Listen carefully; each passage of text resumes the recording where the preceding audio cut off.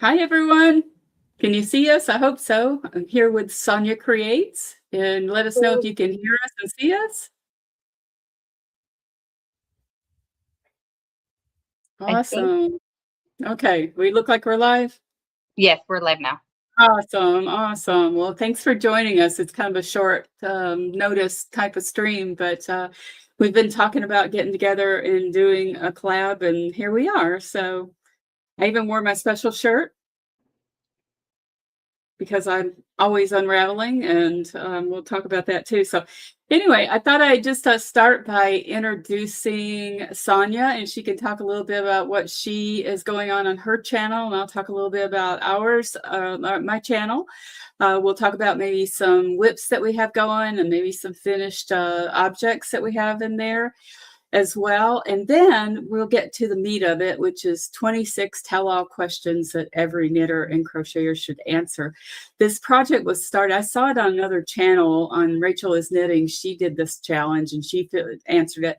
And it was kind of fun because I've watched her for so long, I was able to answer. I knew what she was going to say. So that's when you know you really know a content creator, is when you see, when you're able to answer for them. So it's kind of fun. Hi, Lexi, how are you? So we're going to do that. Sonja took that list of questions and she turned it into one that fits for the crocheting group. So what's kind of fun about it, there's a tagline. It's called Tag a Knitter 26, and now we maybe start a new one, Tag a Crocheter 26. So that if you do one, go ahead and do that, and maybe other people can find it and do those sorts of things. So anyway, Sonja, you want to talk a little bit about your channel and what you're doing? So, hello everybody. Anyone that doesn't know me and that's new here, welcome, and I hope you subscribe and hit the like button. Well, what we're trying to do is, me and Renee, we're going to be doing a collaboration every so often to promote our channels.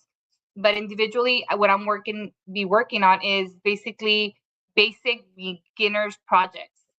What do I mean by that? Because I consider myself a beginner still in learning. Just making projects, really easy projects, like with a half double crochet and using color combination, totes, bags, wearables, something that's easy that other people that want to start or are beginning to crochet, that they can do, something they can follow. I'll try to have some tutorials and probably go live once a week. That's what I'm going to start with for now. Oh, that's awesome. I don't know what I'm going to do. I haven't really decided. Summer came around. I just got really busy. And honestly, sometimes I have imposter syndrome. And I think, I don't know if I have anything that anybody really want to watch, So it's hard sometimes to do it. It's easier to just say, I'll just work on my stuff tonight. So I'm working on knitting my DNA project. It's a year-long project. After I stopped homeschooling, I decided I needed something to do. So I decided to start knitting all the countries and something that's representative of all the different countries in my DNA chart. And then I'm going to wrap up this project by taking a trip to Scotland and doing a yarn tour through Edinburgh and on the Shetland Islands. So I just kind of turned it into something to give me something fun to do. And I'm looking forward to it. And this year, my project goal has been, I wanted to be not just a knitter, but to be a really good knitter, to be competent and to understand all the different types of wearables and stitches and how to just make things that are beautiful. And it's amazing because every project that I have done, I've learned something major in it, and it's been really, really, really fulfilling. And it's fun to see. I've got a rack behind me, as you can see, and I'm hanging everything on this little rolly rack that I bought. And you can see everything that you've done throughout the year, or when you a certain period of time, you end up like an artist. We used to always work on having a body of work. And so this is kind of a body of work of knitting. And I want to do some crochet as well. And I can talk about that, but this project is primarily knitting because I want to have things to wear on this trip, because I know I've seen other people on these trips and they all wear these beautiful things and I don't want to go with nothing to wear. So that was really what kind of prompted me to start making my own wardrobe. When I decided I wanted to travel, I want to go there and have some cool things to wear too. So I will talk about that. I'll show you some of the things that we've done, and we can go there. So anyway, I thought we'd start. If you want, do you have some whips, or do you have finished objects you want to talk about? We can alternate back and forth, like if you have more than one. Yes, I think I've posted. I made shorts because that's what I like to do. Shorts on my channel. So one, I don't know what you would call it, but it's a wearable. It's a one panel. So basically, I did. I don't know how many chains with a very variegated striped. What would it be? Skein? I don't know what you call this. The proper. So what I did is it got sleeve holes, like it's a shrug? It's like a shrug. Yes, it's a shrug. Okay. And then you just put it on. It's hot right now here in LA, but I'll put it on. No, I don't know about you guys, but it was 100 down here today, so it's really hot. So it's just a little shrug, and I've made a couple. So I've kind of figured out the pattern, and I'm gonna write it out. But I've made a couple. One, I added flowers in the back with a thinner yarn, and added stuff on the rim. So this is just like a prototype, but I made already like 3 or 4. So I'm gonna keep making more of these, and then eventually write the pattern and then make a tutorial. It shouldn't be that hard, because you sew the sides. You basically I crochet this way. I love it. Yeah. I've done some baby sweaters that I crocheted sideways, or not crocheted, that I knitted sideways. They turn out really interesting looking. We have some more people that joined. Arity's here. Hello, Helix Arity. is here. Jane from Bela the dog, and we have Amy Elizabeth Craft Corner has joined, which is awesome. So good to see you. Thank you for coming in. Like I say, we're just kind of winging it, but we wanted to talk about a few things that we have still going on. 86, and it's hotter here than it is in the desert of Utah, so it's just hot. I knew it was coming. We had a nice June, and I knew it was coming. So the next couple months, it's going to be tough, right? Yeah. I think so. I mean, it's typical for us, I think. Yeah, like I'm sweating already when I have the easy on in the fan. And the next thing I did was like I said, easy project totes.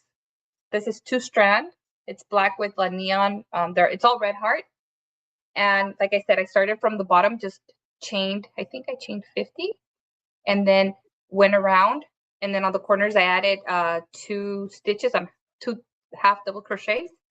And then it just went in the round, around, until it made like the little, and it's pretty sturdy. So just simple little bags like this, just for starters. I think that would be something. Do you use them when you make them? Do you make them to take out with you, or do you put your whips in there? Yeah, it's either a project bag. You can carry anything in here. So I'm making different sizes. Like this one, it's one one color, but what would you call it? One thread. This one is a little bit bigger than this one, so I'm kind of playing with the sizes so I can figure out how many stitches and how many chains, and just go in the round, and then start from one end.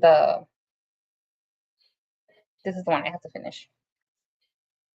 So that's nice. So this is your own design, right? Yeah, these are my own design. So I'm playing with double, like using two colors together, and then changing and playing with the colors.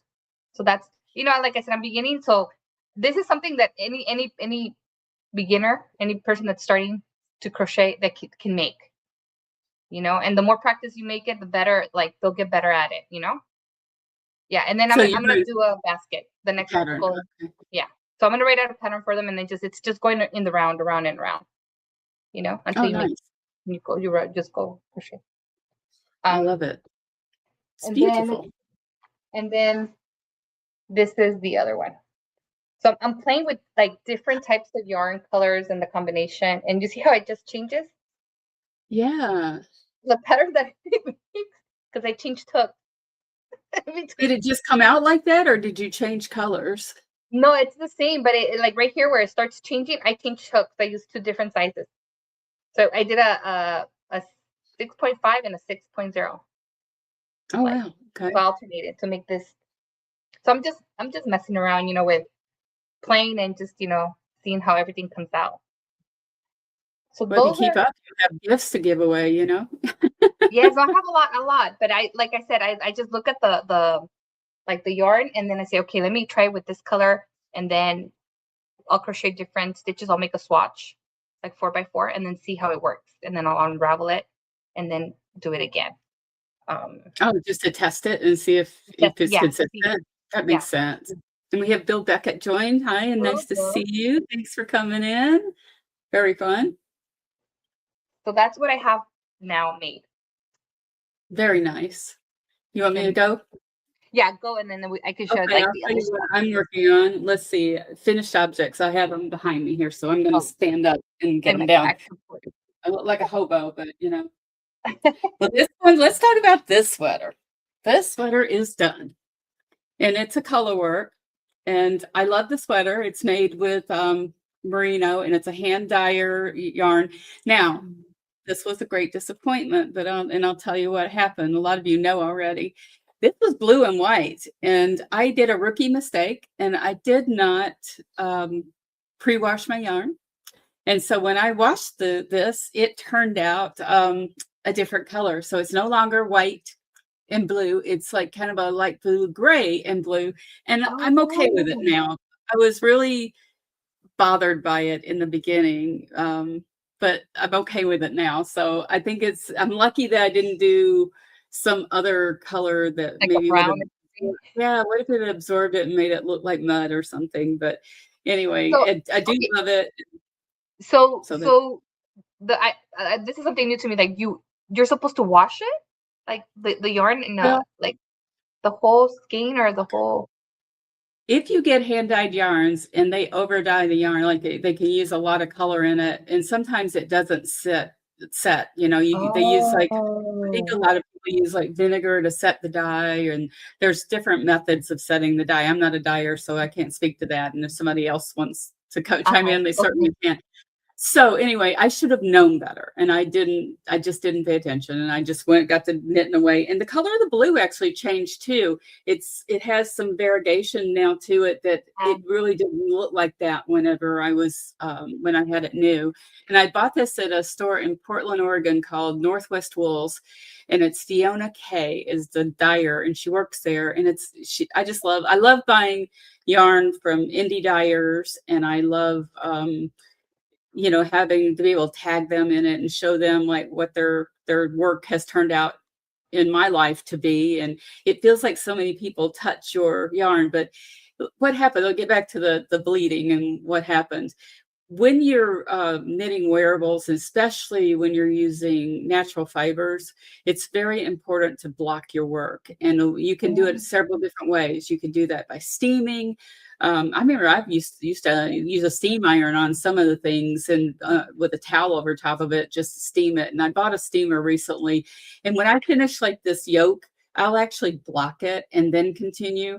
What happens a lot with some of these wools, and I'm learning this, is I've heard it and now I'm learning it firsthand, is that it will bloom. It will change. Sometimes they get bigger, the yarn gets bigger, and even hanging it on a hanger, it will tend to kind of stretch the yarn out a bit. I only do this for a while, and I can always reblock it and it could come up. So what I do is when I am completely done, I will wash it in a wool wash. And the wool wash that I use has lanolin in it, and sheep naturally make lanolin. And it's like a conditioner for the wool. I mean, I've heard people using regular hair conditioner to block their stuff too. But I get this stuff because and it's funny when you get this wool, some wools get really sheepy when it's wet, and you think, "Oh my Lord, I'm never wearing this in the rain because I'm going to smell like a wet sheep." It's something like a wet dog, it has a smell to it.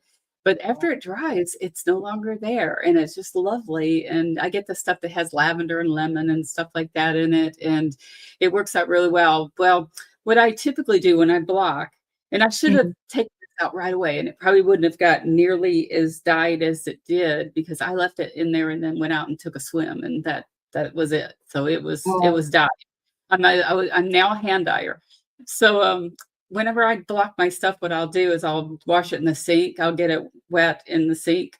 And then what I'll do is I'll take it to my washer and I'll just spin it. I won't agitate it, just spin it to get as much water as I can out. Some people will put it in a towel and roll it up and stand on it to get the excess out. But I found that unless I'm using something that really could dangerously go felt, I Oh, will put it in the spinner and I'll just spin it on out, and then I will lay it flat and let it dry. I have a ceiling fan in my family room, and a lot of times I'll lay it over on a sofa on a towel and just let that ceiling fan go, and by the morning it's completely dry. So anyway, that was a rookie mistake, and it okay. happened, and I'm lucky that it's still livable. There's a hat pattern that goes with this. This is called the Al Autumn Alpine or Alpine, yeah, Autumn Alpine, and it's by Caitlin Hunter. I modified it a bit. I didn't love is this a superwash? Yes, this is a superwash. Suzanne asked us if this was a superwash. This one is a superwash, which I have a love-hate relationship with superwash when it comes to color work because it has the polymer on it and it wants to slide around to where if you're using Shetland yarn, it's grippy, so it does color work a little easier. But anyway, there's a hat that goes along with this, and I have the pattern. And then I thought, well, in the beginning, I was just so mad. I almost frogged the thing, and I didn't. I just let it sit on my hanger for a while and look at it. And then I was like, okay. And everybody was very supportive because I posted on Instagram about it. And now it's okay. So when I make the hat, what I think I will do is follow the same method, and then it will match. So a Okay. lot of these sweaters, I'm trying to make matching hats or gloves or something to go with it. So only wool yarn needs to be blocked, or No, also not you can do. necessarily. You'll hear different people say different things. I even tend to block acrylic, even though you don't need to. I like to wash it. I like to lay it out. And sometimes, you need to tug on the body to get it a little elongated or whatever. And but typically it's natural fibers. I always do it for wool, no matter what, and cotton. I will do that as well. But it just makes your thing. Sometimes it just gets a little weird, So it will. Whenever you put on a sweater that's not blocked, it kind of looks weird. And Kind of once you wonky. block it, all the stitches bloom, and then they kind of fill in the gaps, and everything lays really beautifully. And so that was this sweater. So let me think to the other one I finished. I got a couple others that I did. This is a sweater called Sky, and this one is very representational of Scotland. And it has a lot of cable work in it, as you can see. And what I love about it is the cables go all the way across the shoulder, which I think is really unusual to have it go from the front to the back over top. So it looks seamless. And it was pretty seamless because you make it like the top and the back. And then you kind of fold it over and, do your thing. It was very intense. And it took about 2 months to make this, but it's very textural. This is a merino cotton superwash with a cotton blend. So it's a 50-50 blend. And I love this one. This one makes me really happy. And it turned out exactly like I wanted it to. Let me We have see. a few people that came in too right now. We have Art with Connie came in. Hello, Art with Connie. Oh, hi, We Art with have Connie. Thank you so Amy. much. Amy came in from Amy Elizabeth Craft Corner. I don't know if you know Amy. Lovely. And we also have Susan. No, not yeah. Susan came in. Who else? I could barely Oh, see. hi, Susan. Nice. So I this is can. another jacket that I made. This is called the Jilly jacket. And this one is kind of interesting. Sorry, I don't have it where you can really see it well, but I learned a lot. This is by a designer called Anna Bensel, and she has a great story, and I love that. Now, this yarn is really interesting. I bought it out of someone's stash, and I don't generally work with worsted weight yarn. But I did with this one, and I really liked it because it was heavier. I decided on making a sweater. This Very one, what I pretty. really learned about was making what they call a double knit button band. Oh And wow. Oh, I see. yeah, it's Yeah, knit on you both see the same sides, in the and on both sides. it makes a very sturdy button band. And then I ordered, let me show you these buttons. Ordered these Beautiful beautiful work.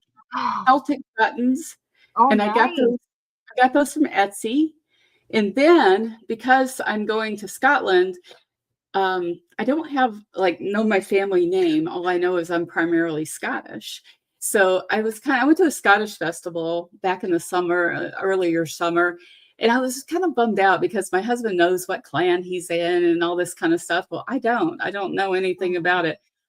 And then they had a stand there, and it was military, Scottish people in the military, and they represented all the different militaries, and they had, um, this guy there, and I didn't know this, but the Marine Corps, I was a Marine, has a tartan. They have a registered tartan, and instead of feeling sad, all of a sudden, I was so happy because I felt like once again, the Marine Corps came through and gave me something to belong to. And so even though I'll never really know my family name, I still have something that is uniquely mine and a group of people that I belong to.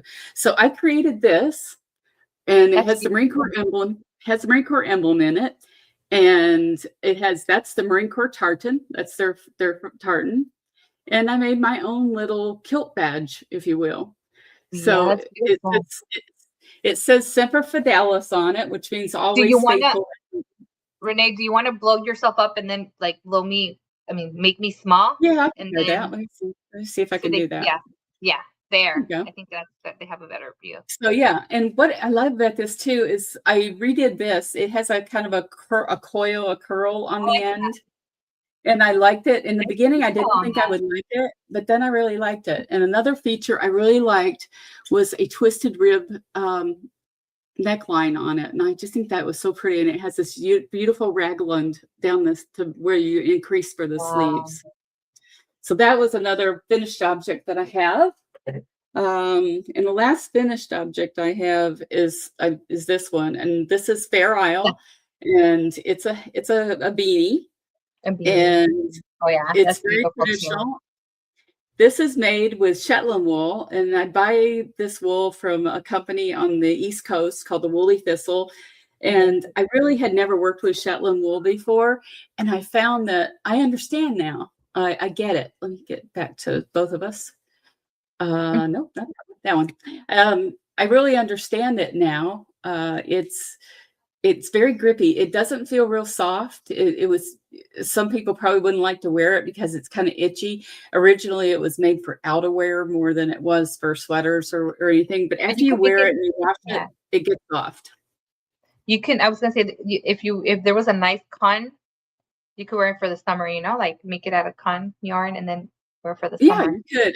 I don't know. It would color work And is funny. It's like depending on the kind of yarn you then they'll work with. split it. Like, that superwash stuff, it slides all over the place. And I'm doing a color work Oh, sweater in silk right now, and it's sucking my will to live. And it's I did post about it, and I have frogged it once again or unraveled it once again, and we're starting over. So I just didn't like the gauge, so I went to a smaller size needle, and I'm going to see if that makes a big difference. And the one thing I've learned this year is that I've become skilled enough at this point that I can start to modify patterns a bit. I mean, I know what I like as far as a neckline, and I just measure. And if I do top down sweaters, what's really lovely about top down sweaters is that you could try them on as you go.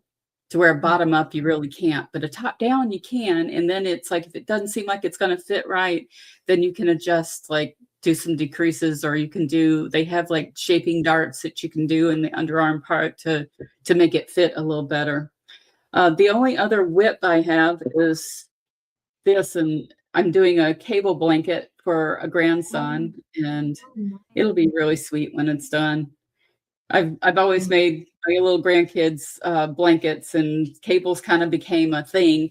This is made out of acrylic because I want them to be able to drag it around. I remember my own kids when they found out that they liked their blankets, they would drag them all over the house, out in the yard, and everything else. And I wanted mom to be able to wash them. And mom is allergic to wool, so I just kind of have to do that, for people that I knit for, and make their sweaters out of cotton, bamboo, or acrylic. That's very nice, yeah. That's what I have as far as whips. What do you have? Do you have any whips going, or? I have whips, but I can't find that's where I'm at. It's like I don't know if it's kind of like pregnancy brain or you're like fog in your brain where I started something and I even took a picture and then I just totally put it away and I forgot about it. But I know that I have a few because I made a list, but I can't find them because I put everything away. I don't know if that happens to anybody. I store everything away. So are you a monogamous knitter or no? What does that mean? It means, like, they call it you're either monogamous knitting or you're not, or a monogamous creator, I should Crochet. say, not Yeah. just knitter. The Okay. knitters talk about that. I am not great, with having a lot of whips because I will abandon them, and then I won't remember what I'm doing, and I think I shared something I bought with you, to where it's on Etsy, there's project forms that you can fill out and put down Yeah. what needle size you're using and what yarn and any notes like, "Oh, remember to do this." Uh, and I haven't done it yet, but I have a if you look over behind me, there are bags on the wall. Those are project bags that have something in them, and I get so obsessed with what I'm working on, I just abandon it. So I don't know if I'm even gonna finish those or now I don't know if I love them anymore. So I am a monogamous knitter. I'm not great at managing multiple products or Okay. multiple projects. I'm probably that's so you describe Oh, it now. and some people Yes. have 30 whips going, and it's awesome. I was thinking about it because I have bags. I have them in plastic bags or Ziploc bags. So I was thinking that maybe just going, like I have a big bin, going through that whole bin and just unravel everything and roll it up, cake it up, and then put it for something else because I think that's the only way, like, to clear up all the whips. It's kind of like Yeah. hitting the delete button, deleting the files. I think that's what I'm gonna do, and then be intentional of like using the yarn for what instead of purchasing more yarn because I can't buy no more yarn. I haven't That's bought a more. great word, intentional. I try to be very intentional about how I'm buying yarn now and not just buy it because it's pretty. I'll keep a couple of projects, like I'll just keep a cover sheet in my purse or my phone.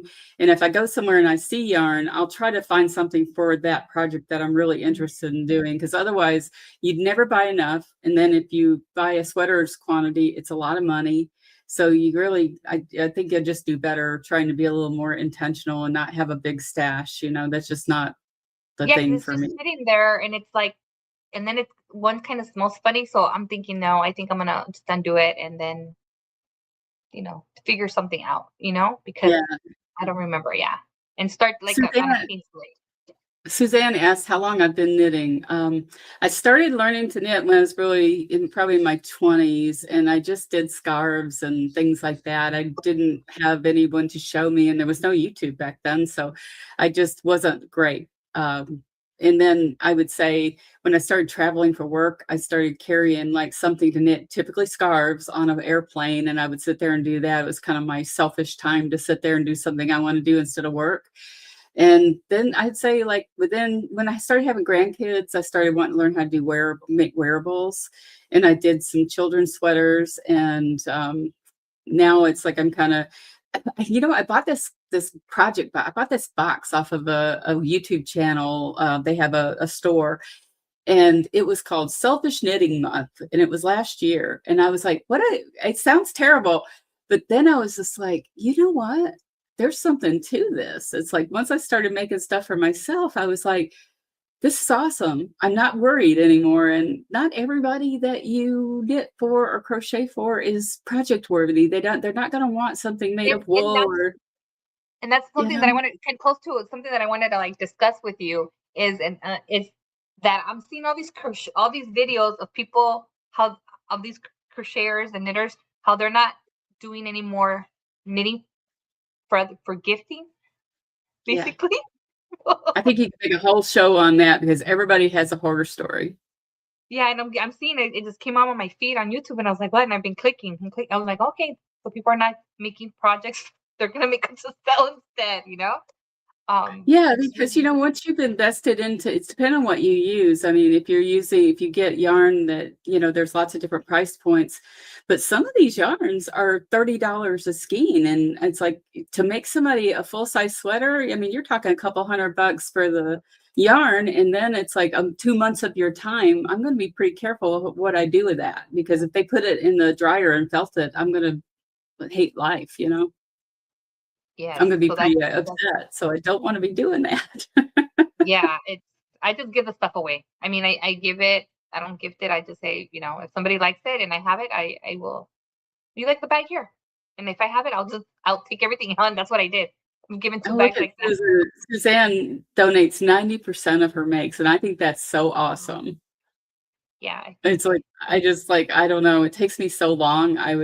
it would just be insane to try to do donated work. I think blankets are great for that, hats, but some of the stuff I'm working on right now, it takes me so long just to do one little piece. It's crazy. Yeah, and the other thing I wanted to share with you is that I just booked my tickets to Portland. I'm going for a work related for two. I will be there 3 days in October. So I'm gonna write down That's those of the yarn stores you went to see if I can Yeah, at least catch I them. put 2 of 'em in there. Portland's a big city, but it's chock full of yarn stores, and they're so nice when you go in there. I just love them when I go in there, and, I always make a point of if the owner's there to introduce myself and tell her what I'm doing, because a lot of times I like to record the store and talk in there, and, you always wanna ask them before you just start whipping out the camera in their shop. But everybody's been super welcoming for you to come in and do that, and they are just really great people up there. Yes, Down here in Orange County, we just don't have any, honestly. But because I've established those relationships now, I can actually call on the phone or go on their website and ask for something, and they send it right away, and it's awesome. yeah, that's part of the networking. That's making your connection. That's awesome. Yeah, Yeah. and tag those people, like, make a mention in your YouTube if you've used their pattern or if you're using their yarn. I think it means a lot to them. They get to see kind of the fruits of their labors too. Yeah, I think it's great. I think buying in those, I prefer to spend my money. That's another thing that I put on my to-do list. Spend my money in yarn stores instead of like buying from these big chain stores, you know? Unless it's something that I really like or something, but I'll go. But I'm gonna start buying good quality yarns once to master so I can probably do another of those wearables with a nice Yeah, yarn. I think that's nice, and it's a good thing to do for yourself. It really is. It's a part of self-care, and, it's like there's no, um real regulation about yarns, and you don't know, like, how it's made or where it comes from, or is it ethical to animals, or what kind of dyes do they use. And we buy yarn from all over the world, and I'm not trying to be too hung up on that stuff, but it is important to me. And some of the places I buy from, I really try to pay attention to where they source that yarn and who's doing it. And it makes me feel good to do that. But then I'll go to Hobby Lobby and I'll buy acrylic yarn and cotton yarn sometimes too. So that's what's lovely about this craft is there's a point that anybody can really get involved in doing it. You don't have to worry about too much of cost, because sometimes I've seen people find things. Kelly, for example, finds things in thrift stores, and we never find that here. I mean, it Oh, never it's like shows up. this. Like thrift stores now, they want to charge you an arm and a leg. That's a new Oh trend yeah, happening now. They're opening yeah. all these clothing stores, and they ask for donations, and then they're like, "Oh, we're a nonprofit." It's not a nonprofit. You're opening clothing store business. There are thrift stores right here, especially in what's the They're high place? end. They're high Yeah, end. A lot of them are very high end. there's some in I watched a downtown. video not long ago, and I was literally shocked at what happens to most of the things that you donate. Most of the things goes overseas. They chop it up, and you know where most of the used clothing and yarn and stuff goes? It goes into the automotive industry. They use it to make things for cars, and I had no idea. And it looks like it's not done in the most And healthy then way. we're buying like if we buy Temu or Shane or I forgot like what the other one is. It's like clothes made in China. It's like they make different fibers too. They I think you just gotta be careful with that recycle stuff, because you really don't know what fibers are in it. They're yeah. just putting it in there and chopping it up. Like, look online, do a search on recycled yarn manufacturing, and oh, I wanted to show this just for Lori. This is a whip, and Oh, it oh, look at is, that. well, we'll see how it turns out, but this is for, Lexi's channel. She's doing the magical make-along.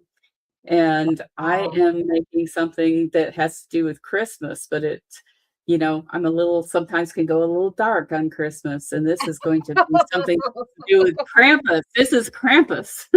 I'm just I can join those challenges. I'll probably It end up with another whip.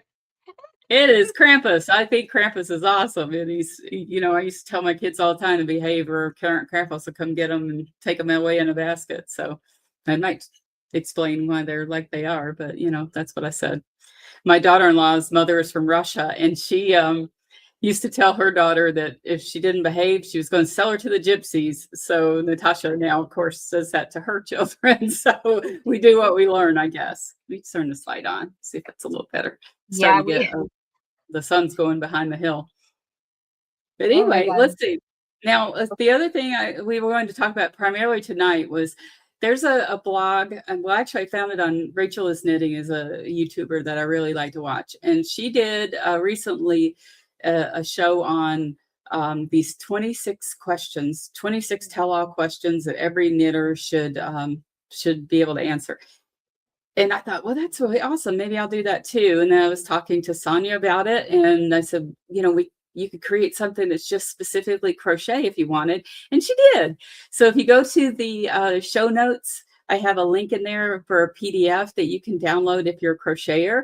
And then there's also a link from Purl on Fire, and you can look at the questions that we're going to ask. So I figure most of the questions are the same. And I think the ones that are the same, what we'll just maybe go in order, and you can answer from your perspective and I'll answer from my perspective. And if there's something that's different, another question, you can slide it in there too. How's that sound? Sounds great. I'm looking actually right now. I'm actually on my phone. I'm looking at the links you provided, and they are working. Yeah. In case anybody Okay, good. wants, and the Yeah, I description, tested everything on them, there. so I hope they work. Yeah, they're working. All right. So we already did number one. We kind of talked about introducing ourselves, and you said that you consider yourself like a beginner crocheter or knitter. How do you see yourself? It's beginner, intermediate, with the goal of advanced. I'm all over the place. Why do I say that? Beginner, because I'm beginning to get into the resources of the crochet community. What do I mean by that? Sorry. I'm gonna open my door. Sorry, hold on. I'm gonna mute. Okay.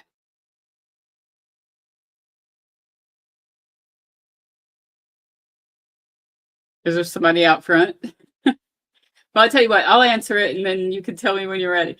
I struggle with that because if you say you're an advanced knitter, you're kind of like, oh, I look at what people are doing out there and they're so good and I can't do what they do. And so I think I consider myself an intermediate, but with advanced aspirations, I get better with every project. And I think really when I say advanced knitter, I think you're an advanced knitter when you have the ability or the desire to start trying new things and do things you've never done before, and you just don't shy away from that. So, that's where I see myself.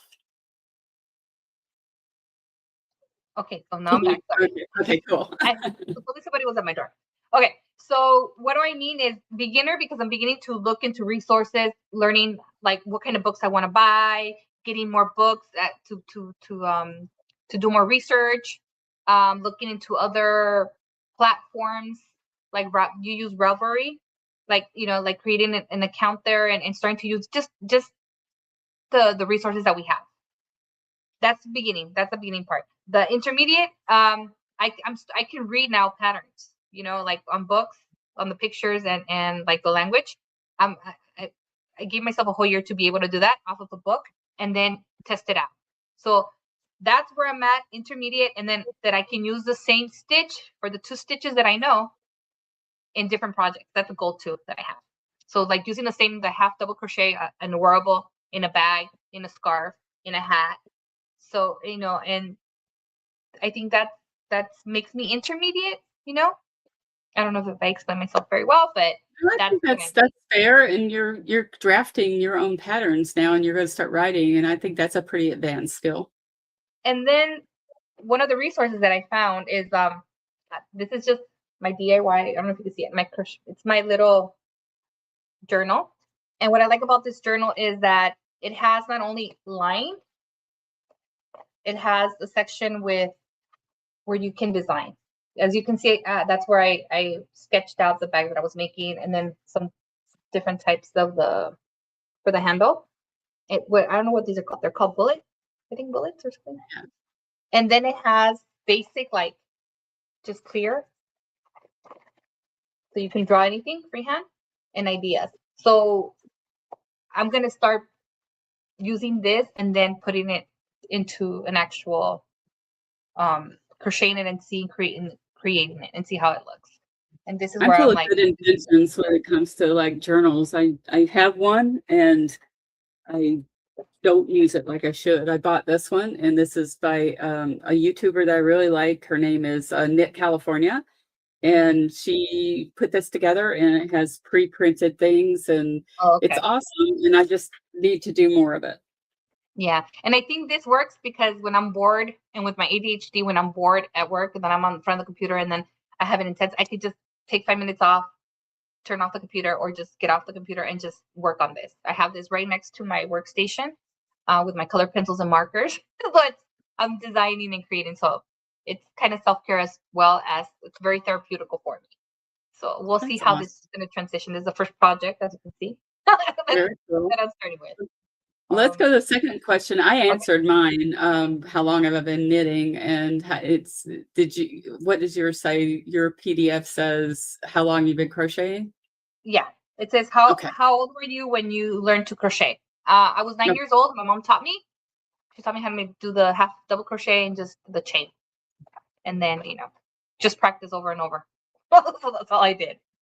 Okay, you want to go with the third one? sure. Let's see. What do I have for the third one? Let me look. Do you do any other fiber crafts? Well, sure. I learned to crochet as a child, so I still have that.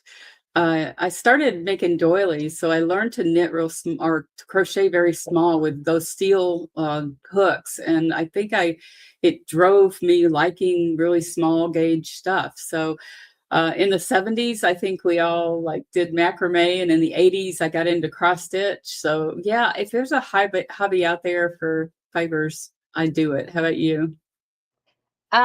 Yes, I am starting to knit, like learning how to cast on and knitting, and then I take it. I'm unraveling it and then redoing it. I've been practicing. I also like to sew. Like I've been creating some little pouches and stuff out of felt. Oh, And nice. then with the cross Forgot about stitching, sewing. embroidery, yeah, and then embroidery on them to make them into Yeah. keychains. So I made two. So that's another thing that I'm picking up. Yeah, sewing, and then the weaving. I want to do a basket weaving with Oh, like nice. t-shirt yarn. I don't know if you've seen it. It's they do it two kinds, but they get a cord, like a thick cord, like Yes. rope, and then they wrap Yes. it with a thing, and then they're like sewing it. Yeah. So I that's taught children how to do that in school, and we were doing things that had to do with the Native Americans, and we were making these baskets, and I taught them to use rope and to wrap the yarn around it. That's a really fun, and they're beautiful. yes. They are just beautiful. You can make the most beautiful baskets for your house that way. Yeah. So they're You offering can like crochet free them too, though. classes. Some people will crochet them. They won't just wrap it. They'll actually Yeah. crochet the cord in there. Yeah. Yeah. Is that what So you then you do? can yeah, you can crochet it or you can sew it. There's different Yeah. ways, but there's a class that they're offering at the local library. So I'm gonna sign up to just to kind of learn because there's two Oh, how different ways. fun. Yeah. So yeah, those are the ones that I I work with. forgot. I'm like, I try everything. It's like, it's like my whole family were creators.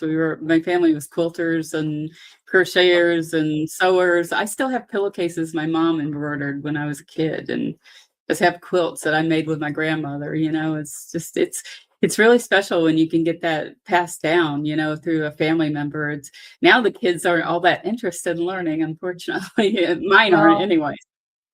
yeah, they're not. But I learned in seventh grade how to sew, like different Yeah. stitches in the embroidery in a class in my sewing class that I took.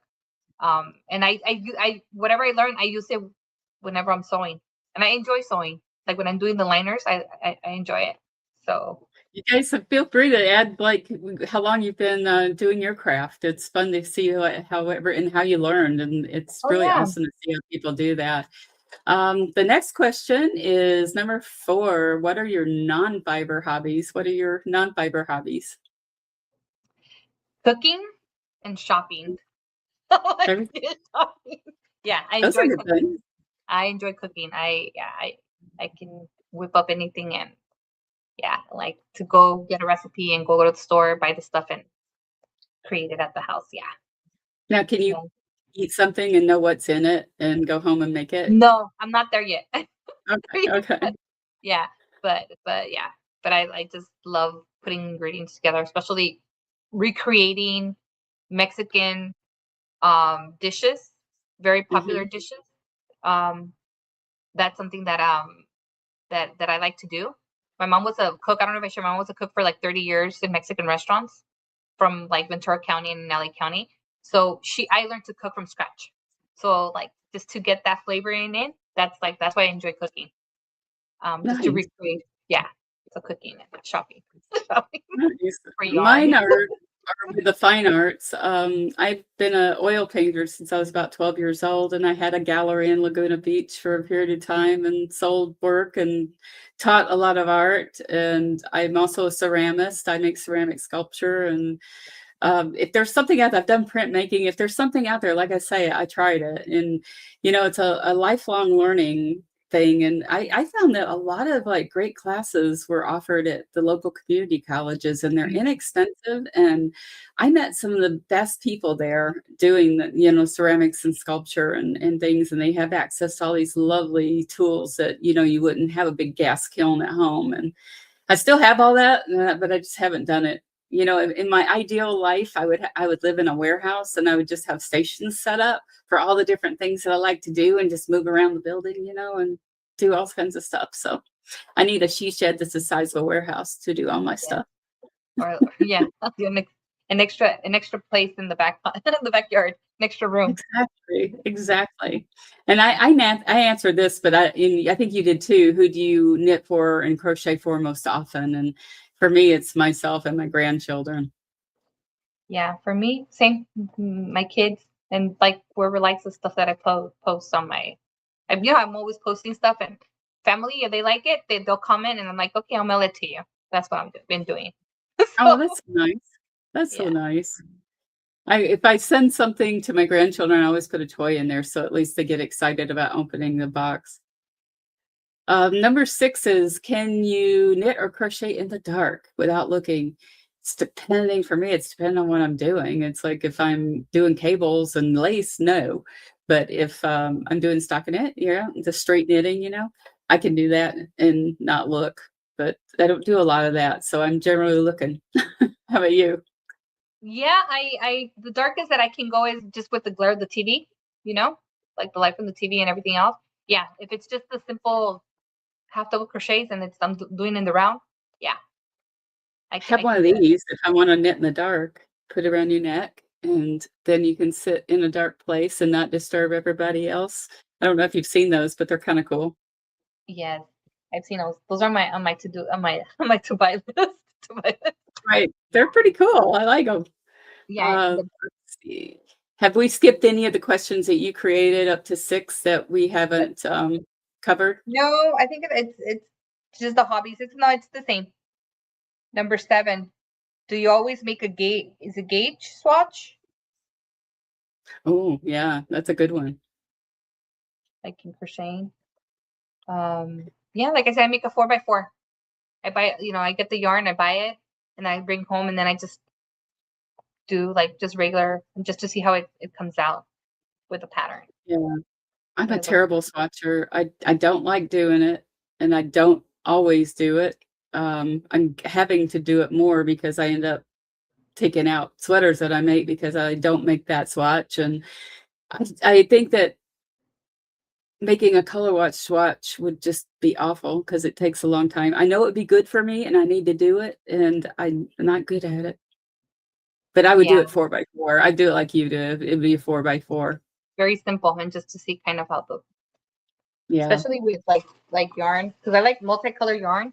That's another question. Like especially like this kind, like this kind, this type. That's what I'll do. I'll do the swatch, and then just to see how the pattern will come out. So So the next question is a good one. Have you ever made something that you immediately hid and didn't want to show anyone? I think everybody's done that, right? Yes, I think everybody has at least one or two. I have gotten so mad at something I've made before and so aggravated by it that I didn't even bother to frog it. I just put it in the trash can. You put it in the trash can? First amigurumi I ever made was a raccoon, and it turned out horrible, and I just threw him in the trash. I didn't wanna see him anymore. Oh He was wow. acrylic, so it didn't break my heart, but, Oh, it okay. wasn't like throwing away something expensive, but yeah, there's plenty of things that just don't make it. Yes. Yes, I know. I have I'm a like scarf that as a painter like that. too. I'll throw it away. I'll tear it off the canvas and throw it away. Tear it right off stretchers. I can't put something out there that's wrong. Yes, do you remember the raccoon? Kelly remembers Sure. that. No, I overstuffed this thing, and he looked like he was Arnold Schwarzenegger Oh wow. in a raccoon form. He was like Stretch Armstrong. He was beefy and he looked ridiculous. And he went right in the trash can.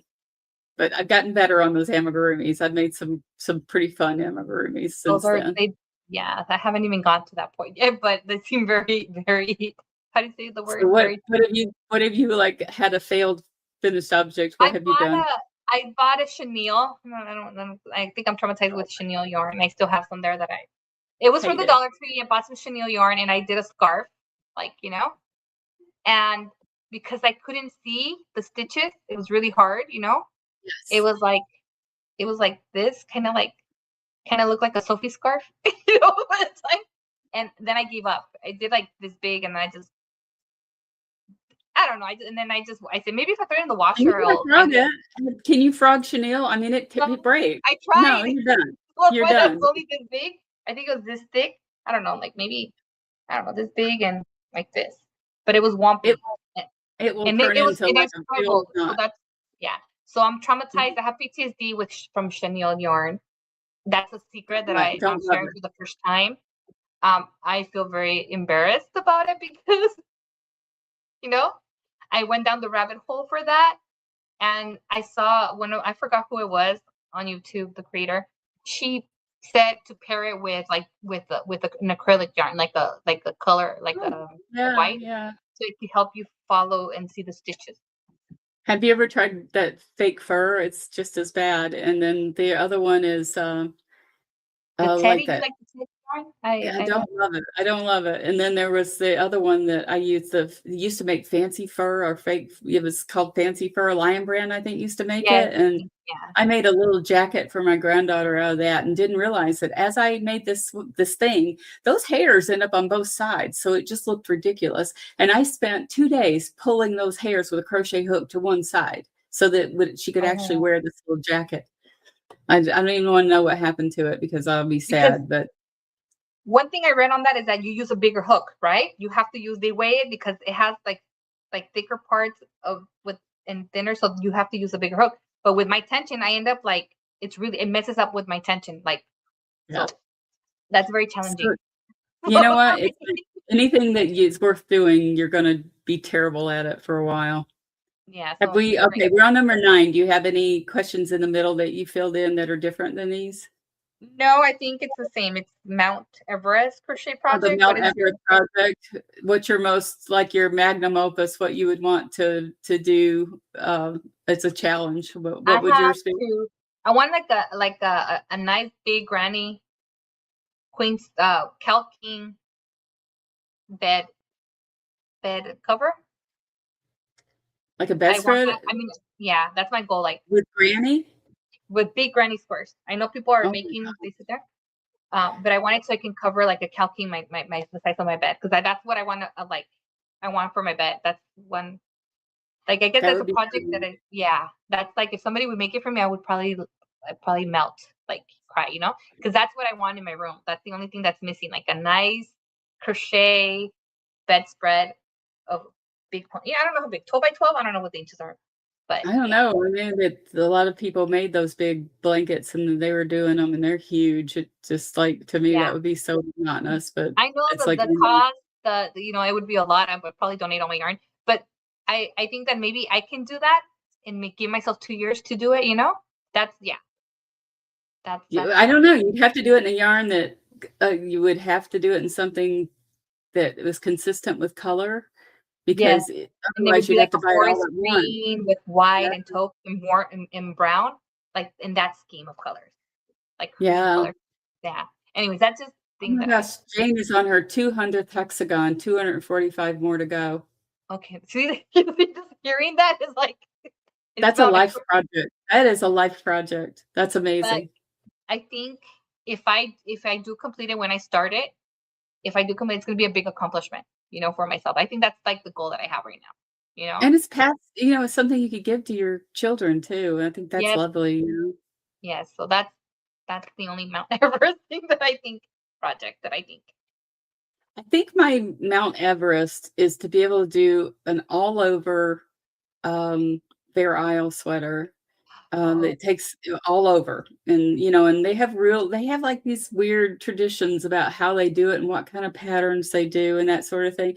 And to do an all over with sleeves and learn to steek, they do something called steeking, to where you're cut. It means literally cutting your work, and that's why Shetland wool is so lovely, because when you cut Shetland wool, you can do it in a way that it won't fall apart. It sticks oh, together. nice. You can Okay. felt it with needles, and you can needle felt it, or you can sew it, or you could crochet And an how edging long? on it.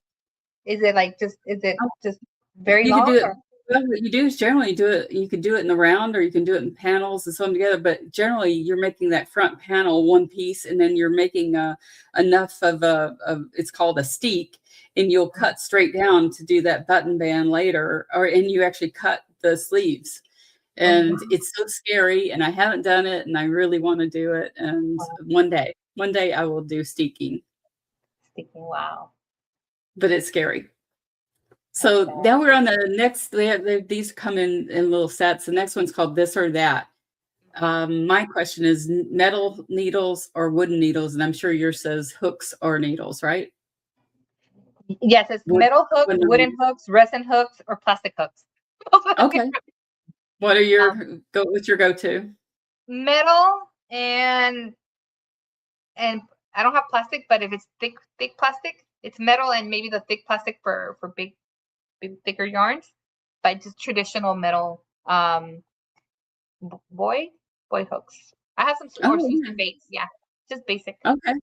This is a Yeah, Boyd yeah, and yeah. yeah, those I are have never used the fancy hooks like furls or the what are the other ones? There's some other ones that are really expensive too, and I've never used them. I'm a pencil holder for crocheting, so I don't know that they work all that great. The thicker ones, the ones with the big thick handles, they seem to be the people I see use them tend to be more knife holders yeah, than pencil it has a holders. better grip for them. Yeah, Yeah, and I can see what their functionality, but I've just never done it. And I'm a metal person all the way. I tried using wooden ones, and I've used plastic ones over history, but I usually knit in such a small gauge that if I use wooden ones, I snap them, I break them, yeah. and, or I I warp think them the way they look like a boomerang. And so I'm just better you with need with something like this.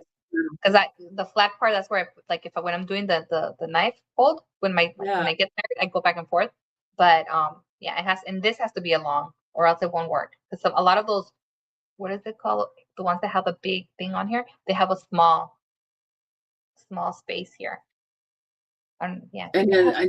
I know that, for me too, it's like I don't use big hooks or anything, so it's just different. I learned to knit on those little tiny steel needles, or steel hooks when or learned how to crochet on them. I get them all confused. They're all like just tools. So it's like whatever I'm doing, that's the tool for it. Now, one thing I've noticed in doing what I'm doing now, with all this work on my skills, I've pretty much abandoned straight needles, and I've gone exclusively to, the interchangeables with the Yeah, cables like this, because it just um, works better, and then, like these, I have little shorty, needles on it. They're little tiny tiny things. They're only this long. I just So I and just then had an aha moment right now because I was I have wondering really why you long said ones those too. Yeah, before. and these are great for socks, and then you could Yeah. use different methods. You can get cables that fit the project, or you can use something called a magic loop, and you can, Oh, use any size cable for that if you have the right kind of cable. So I'm kind of invested in the Chow Goo hooks or needles at this point. I really like them, and instead of buying a set, I bought a case off of Etsy, and then I'm Oh, just buying the ends and the cables as I use them, and that way I'm building a set that I really use. are I'm never gonna are use a they size 11. interchangeable like with other, like let's say somebody has the the needles, can you can use any universal? No, Oh, they're all kind of their own thing. See, they unscrew, and they have this little screw oh, so thing. you have to, oh, I see. Okay, that's See the screw. that? And then you just screw that on there, and so that's what it means by interchangeable. Under, oh, I'm reading on the chat right now that Jane said that we can do a granny square together. Okay, There you go. There you yes, go. and You then can, and that it's always motivating to do it together because then yeah. you hold yourself accountable to do it. And then Amy said, yeah, those are the economic. Oh my, I can't even pronounce it today. Ergonomic.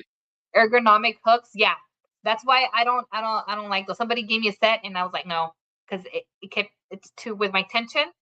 It just kept Yeah. like, it's too short. Yeah, it kept like slipping off or splitting my yarn. And you guys might be able to explain it, but I know there's like different, like inline and something else. They have different kinds of heads on them, right? Is that I don't Yes, even know how it works. like if I'm using, like for example, for me, if I'm using this is a inline. Yeah, I don't know if you can see it. Okay. This is a Susan Bates. If I'm Why using, is it inline? What does that mean? here, both of this, I'll put them together, see if you can see it. Inline, it means inside this part compared Hold to it the up a void. little higher. Hold on. Okay. You Okay. see how the void is more less than this one? Oh, okay. All I don't know if right. you can see it. I don't like this. It's Awesome. more inline. Yeah, it's more like an I know inline. somebody explained it to me, but I was just like, I just use what I use, you know? Yeah, but It's if you're if I'm doing like con and it's split con, I don't I don't use Susan Bates because they'll split it more because of the pointy. But I'll use more of a void. Yeah. I'm kind of Hey, fascinated with the Deborah. Tunisian hooks. The Tunisian hooks are really interesting because, it's like they're both. They're kind of like Yeah, they're knitting both, needles and yeah. they're kind of like crochet hooks. So The I dots, the dots brand, or the ones, the crochets that have the dots. I forgot what the name is. I don't know if it's called dots. people all call them They're dots. they're combined both. They're like but I, yeah, Amy says that she likes the clover. I have a set of it, the clover hooks.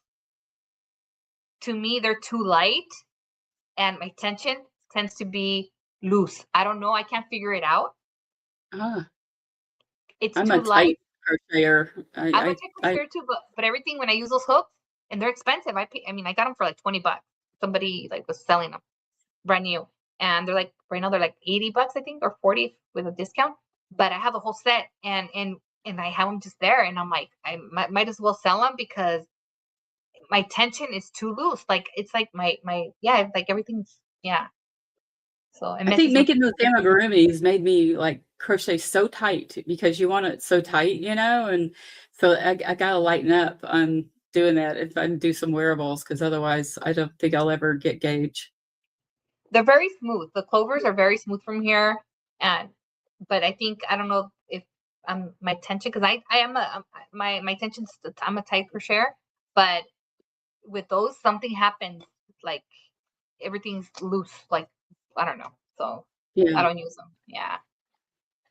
awesome. So So the next question asks us if we hold for me in knitting, it's a question that says, do I hold my yarn in my left or right hand? And that's funny because crocheting and teaching myself from a book, I know that my form is not like most knitters, and I did kind of a hybrid. I threw the yarn, I kept throwing it, and I held it in the right hand, and I threw it every time, which is very inefficient. It makes beautiful tension, but it's very inefficient because I got good at making, my tension was beautiful, but then I forced myself to learn how to knit continental, and it speeded up things so much. And now I've taught myself how to do two color and hold those colors in my finger, and be able to separate it so that I can keep the tension right. And I'm working on that. I can't do continental when I'm doing cables. I just can't. It just doesn't, and I have to use a cable needle. I can't do it without one. Everybody's doing it without now. And in crocheting, I guess I hold the yarn in my left hand as well because I'm a right-handed crocheter. So I don't know. Is that how you are too? Mhm. But you know what? At the end of the day, if you come out with a finished piece, I think it's all right. Yeah. I don't, I don't care how you get there, right? Yeah, I you don't care how you get there. yeah. Now, my next question is flat or in the round. Can you relate to that in crocheting? Well, I don't know flat. I don't know what it means, but I just crochet in the round. That's what I do in It the just for means like. in panels that you have to turn it and do the back side. So Oh, when you're knitting in the round, you're only knitting the front side. front side. Yeah. Okay. And yeah, I'm never like if you're doing a straight stockinette stitch in the round, you'd only do the knit stitch. And if I were doing it flat, I'd have to turn it and then do purl on the way back. So there's, that. Oh, And then if oh, you're, okay. so my preference is in the round and top down. If I can get it, I'll do other things. But if I want something that I don't have to, really agonize over, I'll do in the round. I like it. I like picking up stitches. I don't like sewing stuff together. Yeah. So I guess I don't know, but how would you apply for crocheting? It would be because it's Well, you like could the back and crochet it forth. around It's the because same stitch, you could loop it, like, you could create a chain and then connect it and then and then knit just go back. around and make Okay. a wearable. You could certainly do it that way. That's probably how I would do it. Okay, that makes sense. Okay. Okay. How do you make that's how the bags are, aren't they? Aren't they in the round? Yeah, they're in the round. Yeah. Okay, They're, yeah. alright. Is that what you'd rather do, or do you like seaming stuff together? I hate seaming stuff. I like. Yeah, I don't like really sewing stuff. Yeah, like if I can crochet it, put it together. Yeah, it's easier for me. Yeah. Yeah, it's just a preference. A lot, and I think it's beautiful. Like some of the Fair Isle, it's very made with panels and stuff, and I just don't love it just because that knitting bores me to pieces. I do understand like when you crochet a wearable and it's different panels because a lot of the tutorials is like one back panel and then the other panel and then the other panel and they sew it from here and then they add the sleeves, you know. They I just can never turn follow out those. exactly the same, do they? I mean, for me, Yeah. I had a real tough time getting them exactly the same, and so I Hmm. struggle a little bit with Now that. it would have to be blocked, right? It would work to block those I think panels. so. I think you'd Yeah. have to. Yeah. Yeah, Hmm. you'd have to, but sometimes you just never know. Yeah, the It's baby says the less sewing, the better. I agree. hmm It's not my jam. Let's see, what is our next question? Do you have it in front of you? It says process crocheter or product crocheter Mm. or knitter. What do you like to do? I don't know. Like maybe a little bit of both. So to me, I mean, if I misunderstood the question, like a product crochet is like you crochet to produce, right? Like to make a certain That product. that end product, yeah, you wanna get to having something done, a finished object. I think it comes depending on my mood and depending on the project and like the energy level that I have. So it can be both. Yeah, I think that's how I would answer it too. In the past, I would always say that it was a product. I wanted that end product. But this year, focusing on my skills, it's like I don't mind. And people say, "How could you rip that out?" I don't care because I want to know how to do it well. And if I have to rip it out 4 times, I'll rip it out 4 times, and that's fine with me because it's not a race. Right. You know, I want to produce something that I'm proud of and that I feel that I really mastered that skill. And I don't mind the process as much, but I still like that end piece. I mean, I want that sweater done in the end. Yeah. Yeah. Yeah. You still want to have something for, yeah. I The same do. thing with the wearables that I'm making. Like I'm on my third one, you know, I've finished the third one. And people have given me compliments about it. So when the more I keep practicing and practicing, like to produce, maybe I'll get that's my thing. Maybe become a product. I'll have like, oh, I know how to do it now. Like, and it goes fast, and I'm like, okay, you know, so it does become a product. You know, Yeah. Yeah. yeah. Number 14 is for me is sweater or socks. And I think yours was different, right? 14, yeah. It says wearables or blankets. That's what it gave me, wearables or blankets. I'd rather like do just about anything but make a blanket, but that's just me. Yeah. What do Yeah. you like? Me, I rep wearables. Yeah, like Yeah. I want to do like another. I want to learn another wearable, like maybe the panels. There's a vest. That was I was going to tell you when you were talking about a wearable vest. The vest. I want to make a vest. I have to look into something that I can crochet. Yeah. You know. Mine's Um, sweater or socks, and I would go with sweaters even though it takes an awful long time to make one. And I like socks. I love socks, but I have one sock syndrome. I don't want to do the second sock, and I have lots of one socks laying around in drawers and things because I get to it and I just don't. So I have made a deal with myself. I've negotiated this that I will get 2 sets of the same needles, and I will do them at the same time, not literally at the same time, but I will get to a certain point on one, and then I'll put it down and pick up the other one so that I can do that, and I think I will enjoy that a little better, and I won't go, "Oh, I gotta start all over again." Or you can put mix match socks for good luck. Now, you know I wouldn't do that. There's no way. I like making socks. I do. I enjoy them, and if you've ever had a pair of handmade socks, there's nothing like it, and it just is so lovely. I have a pair right here, actually. Let me get them. I have these are on little blocking things, but these are Oh, made with nice. cashmere. Let me see. I'll put the light on it. Oh, You can see the oh, color. nice clothes. They're beautiful. And I just love them, and they're fun, and I like them, and but it was agony to do that second sock, so I have to come up with a better way. And So I've I seen can't wait people for that. do 2 on 1 pair of needles, and there's no way I could do that. I don't You can do see it. half here and then measure it and then be okay, then now here, go here, and then kind of go back and forth, back and forth. You know, and I think the benefit of that too would be if I struggle with a pattern and I figure it out, I don't have to remember it because I can just go do the other one right away, and then I won't Right. go, "Oh, where did I mess up?" I won't have to take a bunch of notes. I can just do it right then. Yeah, I think So, that's yeah, great. I'm definitely it's a love-hate. I like to do more things that are like home objects, and I think that would be fun, but I just haven't done it yet. Now, number 15 for me is cables or lace. What did you put? It says acrylic or con yarn. I don't know why. So you just chose like the yarn. Yeah. Okay. Which one do you like best? Um, I both. It depends what I'm making.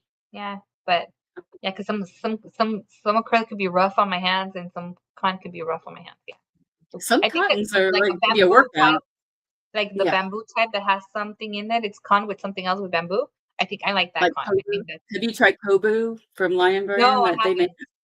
It's No. nice. It's a really I've made, like, baby sweaters and stuff for my grandchildren, and it makes a really nice sweater.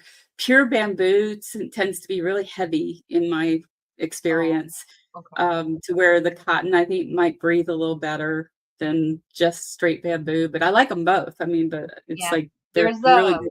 they come in Blends are cakes. I've nice. seen them, right? Because I seen Yeah, they're somebody created little like a beach or a beach cover out of yeah. like that. There's one called that I like Kobu, and I like that True Boo. That's nice Oh. too. And like I say, acrylic has its place. I love some things for acrylic, like this blanket I'm making is acrylic, Mhm. but I just want it to be really durable for a toddler to drag around and easy for mom to throw in the wash.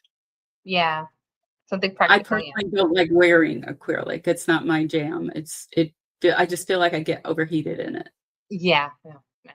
And people will think that wool is super hot, but really it's very regulating. It can cool you Yeah. as well because it breathes, and I like it. So you can go to a fingering weight and do a wool, and it Well, yeah. doesn't feel really hot to me. Now today, anything would be hot. Clothes in general are hot, but Yeah. I wore that other wearable that I made to work with the flowers, and they had the AC blasting because and I always have something to cover, and I yeah, thought it was gonna make me hot. No, it kept me at room temperature. Like it kept me. It was comfortable to wear it. yeah, So because of the wool, because it has some percentage, I forgot what percentage of wool in it. And I was like, oh, yeah. okay. And it was Well, I wasn't hot, I wasn't cold yeah. or anything. It was perfect. So Yeah, yeah. I think the more I get to know wool, the more I love it. It's very interesting because all the different sheep make different wool and from different areas. It grows differently. Their wool grows differently, and it's all just very interesting. And there's a lot to learn. I'll never know everything. For my question, it was cables or lace. I like both. I'm a cable girl all the way because it's easy and it produces really stunning results that look really complicated, but it isn't. You know, I like mhm. lace. Let me see. I have something lace here. I have a couple things. This is lace. I've Oh, okay. done some lace. I didn't even do my ends on this, but it's just a scarf. And then this one is lace, Oh, that's and beautiful. Really pretty. it's a lightweight. It's really thin, delicate, but it's pretty, but you have to pay attention when you're doing lace, and when you have to pull it out to fix something, It gets sometimes it's really hard to get back to a place that you can actually pick up the stitches because oh, I'm not known for lifelines. I just kind of rip it out and do it again. So oh wow. Okay. So it's kind of I very delicate in that sense. I'm my own worst enemy. Let's see, number 16 is alpaca or mohair, but what kind of we talked a little bit about fiber, so you like cotton and acrylic. Yeah. I Do mean, you have you used I the can other try. stuff? I'm that's been my goal to when I go up to Portland to get some mohair or some alpaca, some other kind of yarn, Yeah, the yeah. fancy yarns. There That's my intention to buy.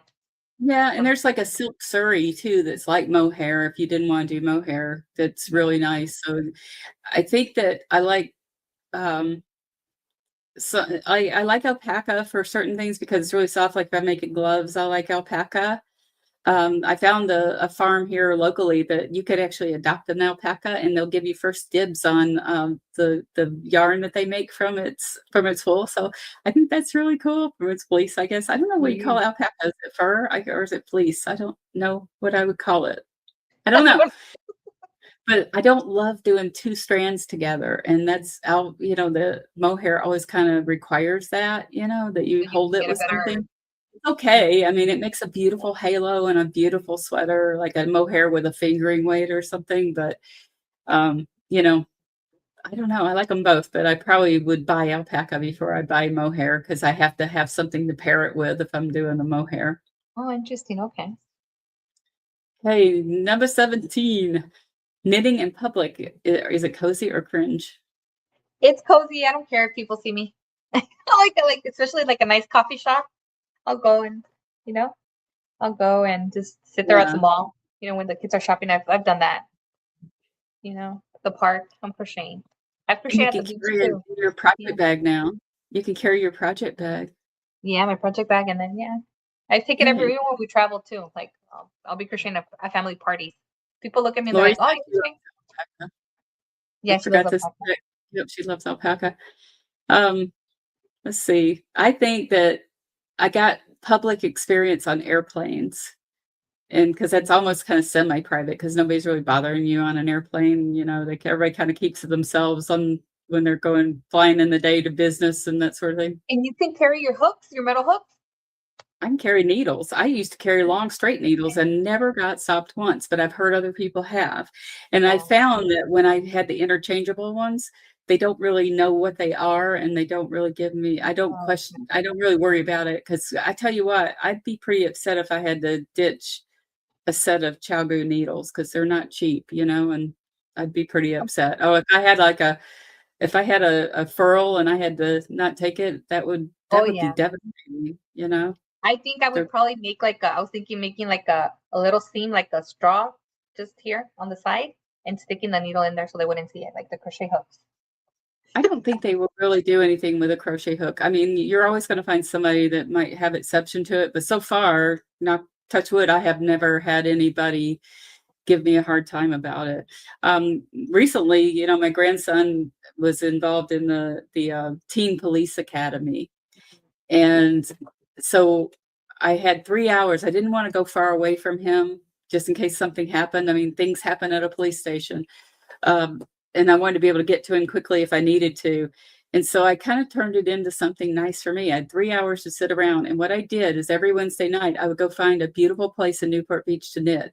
And sometimes I would go to, like, the mall. They have a beautiful outdoor area that's, it's called Fashion Island, and I would go sit there and look at the sunset, and, they have all kinds of beautiful seating areas, or I go to a Starbucks, or I used to own a tattoo shop many years ago, and I even went to my old tattoo shop because they have a balcony, and I sat up there and in Laguna Beach and watched the sunset and knitted and had lunch, and or dinner, and it was fun. So I think it took me a while. Now, here's the thing I'm not comfortable with, recording in public. Okay. Okay. I'm a little self-conscious about that. I will do it in stores a little bit, but to walk around and just do it, I feel really uptight about it. And I know that people do it, and I'm so envious of them, but I have not been able to do it. Yeah, recording yeah, I can see. Because when I try to record that we're having a good time or something, like I get this look like from other people, and yeah. So I turn off my camera out of respect. There's so many bloggers now, I guess people just roll their eyes at it, but it's just I don't know, it feels weird. Hmm. It Okay, does. so I can understand. I can relate. Yeah. I'm on number 18. Do you have anything in between? No, I just put in the. No, I think it's Your just I have favorite favorites. stitch? Yeah. So you're gonna What? go to 18. Okay, it says, "What's your favorite crochet stitch and stitch pattern?" Yeah, that one. I think I answered it. It's right now it's the half double crochet because I'm trying to do everything with that stitch. That's easy. That's right now. But I do like the double, like the granny square. I don't know what it's a granny stitch. Yeah, I guess. Yeah, It's still just double crochets and stuff, it's but double crochets. Yeah, yeah. I like some Pretty. of that front post and back post stuff that people are doing that create Oh texture in yeah. crochet. I think those are really pretty. Yes, I hate yeah. When they go in the back and then yeah. Yeah. I think for knitting, my favorite is probably cables. But there's another pattern I really like called fan or feather and fan, and it just makes a beautiful kind of scallopy looking thing for blankets and stuff. And it's really pretty. And I'd like to be able to incorporate that into something wearable. I haven't yet, but I would like to be able to do that. But I'm not a drafter, so I have not really done patterns of my own yet. But you will. You will. I will. You will. Number 19. What's your favorite finished object? I guess I can't show it, but it's my tote bag that I made. It's Yeah. a big tote bag. I made it out of con yarn from Karen, one of those Karen con cake. I Hmm. paid like $15 per cake. I used two of them together to make thickness. It's my bag right now that I use. I would show it, but I think I've shown pictures. I did like a year ago. That's my Yeah, favorite yeah. project. Yeah, that's I think my cable sweater is my favorite so far. I think that one I learned a lot. That was a funny. All right, so that's called the sky cable pattern, by the way. Um, Favorite increase method. Mine is it's called a make one left. It's like you don't have to struggle with it and it's easy. There's several different ways to make increases with knitting, make one left, make one right. There's a lifted one. There's all kinds of ones depending on what you're making, but um they're you just have to learn to do it to where you don't leave holes. And that's the big challenge. I wasn't able to answer that question because I'm learning. I'm actually watching videos on how people decrease and increase. Especially Amigurumis, we did that invisible increase, and yeah, that's really nice, and it really is invisible, and for crochet, I really like that one. yeah, yeah. That's what I'm learning watching them making the invisible decreases and increase, so I can learn. Um, and then the other one I have number 20 was, what is your favorite yarn color? I don't know what you have for 20. For color, Mm-hmm. I like all colors, Yeah, me too. That's a multicolor yarn. Yeah, I like all but colors. I've strayed more to solids than I am variegated now. I tend to like the solid colors or tonals a little more. I think like, if you're doing textured stitches, they show up better to where if you're using variegated yarn, it won't really show very well. And Yeah, if you're doing I was cables like and that. I stuff, went you from solids. Yeah, I went from solids to variegated yarn, yeah. multicolor yarn. Yeah, but I like them all. Yeah, they're all nice. I mean, it's just like I say, like you said too, it's depending on what you're making, right? Yeah. And then number 21 says, "What's your favorite knit designer or pattern creator?" Okay. I Let's haven't see. discovered one yet. I haven't I discovered I do. I have some favorites. The one I'm working on now that is the dragonfly pattern. It's a dragonfly color work by Eleanor Mortensen, and I just love it. And her patterns seem to be very easy to follow so far. I really like it. The other one is Marie Wallen, and that's a Scottish knitter that, one. oh my goodness, the stuff she makes. And if you have Ravelry, go out and look up Marie Wallen, Wallin. She does crocheting as well, and her wearables and crocheting are beautiful. I have never seen pieces like the ones that she designs. And you don't see that all the time. She in knitting, she does a lot of Fair Isle. But it's like, yeah, her stuff is the real deal, man. It's like if you buy a kit from that they put together for her stuff, it's so expensive, and I haven't done it yet, and I really want to. She does a lot of Aran weight stuff, which is the thicker yarn, which is not something I do. I'd have to kind of try to find a way to gauge that down a little bit to have a lighter weight yarn, or I won't wear it as much here in California. Yeah, because the weather. Yeah. Oh, Yeah, but I have a lot of them, and I follow a lot of people on Ravelry. I love Ravelry. It's like I really use it now. I have my stash in there. I have my projects. I upload the pictures of them and I put notes in there, and it really is nice because if you like a pattern on there, you can go look at that pattern, and then under projects you'll see other people making that same pattern, and they all look so different, and you can kind of figure out how you might want to approach that pattern. But yeah, there Ravelry is deep if you really dig in there. I really have enjoyed using it a lot more, creating bundles and that sort of thing. I can see that. Yeah, I opened my account and I started just uploading my yarn, my vintage yarn that I have. So I want to actually do a video on deep diving into Ravelry because I think that a lot of people overlook some of the things that it offers. I think that would be great because it's like you're learning a new skill while using the resource because it's a resource, you know. Yeah, and there are make-alongs on there, or there are groups and people discuss things on there. There's like, little, what would you call that? Like a consortium of people that will get together and talk about it. And I think that's great. Yeah. And if I tell you what else I use it for is if I only have so much of a yarn, like maybe I only have 1,000 yards of something or whatever, I might go in there and just put that criteria in there because it actually lets you pick ranges of how much yarn you have and what type of yarn it is, and projects will show up. So I could put in a sweater at fingering weight with 1,000 yards, or a shirt or top or something like that, and it'll show you all the ones that would qualify to use that yarn. So that gives you some ideas on what I could make, because sometimes it's hard to figure out what could I actually make with this much yarn, and that will give you a good idea on what you could make. Yeah, I think that's what I'm saying. It's if you know how to use it, for your benefit, then I think it would be a learning experience for a lot of people. A new tool. Yeah. The next one is favorite place to knit or crochet. Is that what you have? My house, because I have access to everything. My house. Yeah, I have a loft. This is a loft. It kind of sits over top of a family room, dining room type of thing, and it's like everything I have is right here, and it's not a place I share with other people. So it's like, I can always find my stuff, which I like, because everything should be put in a certain place. Because I'm like that. Yes, I agree. I have to find the other one. The next one is, what's your favorite yarn weight? 4. Size That's 4. worsted, right? That's a worsted weight. Worsted, yeah, I like that. That's like, yeah. I don't love that. I think DK is the all-around favorite for me because you can do you can go up and down in patterns with changing your needle size easier with a DK. Oh, okay.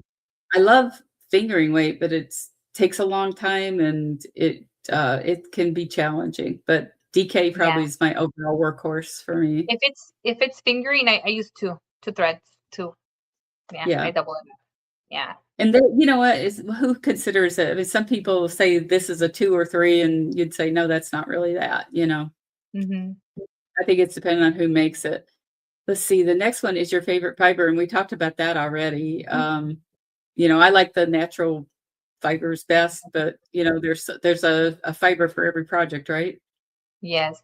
So and that's one of my goals, like for my crochet goals, is like to find different fibers to work with, make swatches and just get more familiarized with the different fibers and they're out there, That way I know what I like and what I don't like. Oh yeah, she had to go feed her babies. That's what she. We don't eat in this house anymore. My husband and I are on GLP-1, so nobody's ever hungry, and my grandson won't eat meat, so it's like it's pretty much a free for all. Whatever you want to eat, you eat. It's ridiculous, but it is what it is at this point. You just kind of go with it right now. I'm like the basics. I don't cook anymore, which is kind of cool in some ways. I miss sometimes, so I cook once in a while, but not very often. Let's see. The next one is share the love. That is, where do you like to shop for yarn? I guess wherever my mood is. Sometimes if I'm whatever's convenient in the mood. If it's online, Amazon, I'll just read the reviews. I go in there, read the reviews, and see how whatever pictures they see. If I'm in person, I want to go to more yarn shops. But I go to Hobby Lobby and Michael's. There's actually a warehouse in downtown LA. I put it in there. They import yarn from Mexico, and it's a different type of fibers. And I've gone just to look at the different fibers. I haven't purchased any, but that's my goal, to get some Mexican yarn. What do Um, they use? What kinda is it they call animal it or plant? cristal, kind of like the Brazilian kind of. In Brazil, they use a lot of the cristal. They call it cristal. It's kind of like mercerized cotton, Mercerized, or okay, mercerized, or what's the other one? Acrylic. Also, okay. it's like, yeah, they have a lot of that. They're actually, Huh, a yeah. lot of the YouTubers that I follow from Mexico or from other countries, they like more of the American red heart and stuff. Isn't that interesting? You like what is exotic to you, I think. I'm Yeah, like that too with the Shetland wool, you know? yeah. My So favorite that's places one to thing. shop is, like, we don't have a lot of yarn shops down here. I did find one in Newport Beach that I absolutely love now.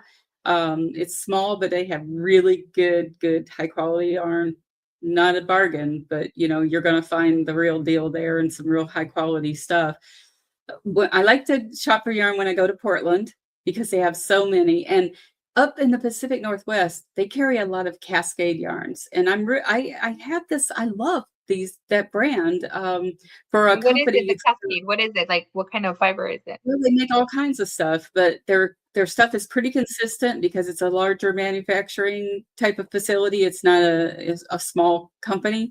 It's pretty big, and they make some really nice yarns, and I've really enjoyed that. So when you go to Portland, look at the Cascade. Like, they have a Pima cotton it's fantastic. They make linen, they make wool, they do a lot of different stuff, and those yarn stores will have that.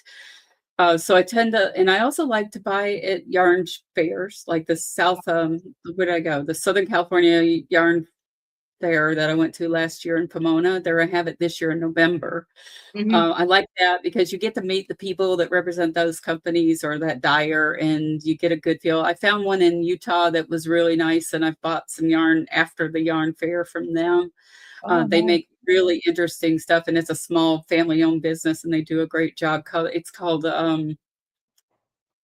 Greenwood Greenwood Okay. Fiber Arts or something like that, and they do a really good job. As far as online, I found if I like woolly wools, I go to the Woolly Thistle. People like to say that that's their favorite local yarn shop. Ah, It's in New Hampshire, and they have a podcast, and I just really love that. And they have kits. So let's say that you want to try out a different kind of yarn from, maybe I want to use Donegal yarn from Ireland. um, they have a kit maybe that has that, like this hat that I made, that Fair Isle hat, that mhm. was a kit that I bought from the Woolly Thistle, and it was Shetland wool, and they curate those projects themselves, and they'll say, "This Oh, is for this pattern," and then you go out on Ravelry, you buy the pattern, but they will curate all the yarn and put all it the together and send fibers. it to you. Oh, nice. It's Okay. really nice. So I love them for that aspect of it. I just think they do a really good job, and then I try to be intentional now, so I'm not just buying yarn to collect. That's a different hobby. Collecting yarn and Yeah. knitting yarn is something different. I mean, yeah, and like I said before, and hopefully nobody gets upset or anything.